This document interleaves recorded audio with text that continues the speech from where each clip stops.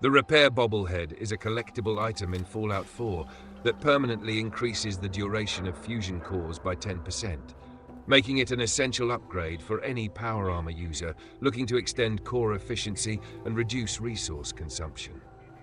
This bobblehead can be found at the Corvega assembly plant, on the very end of the top exterior gantry, located on the southwest roof section atop a crate.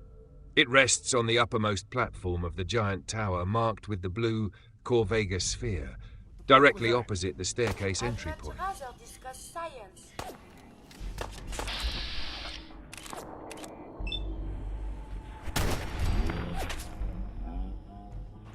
Being dispatched.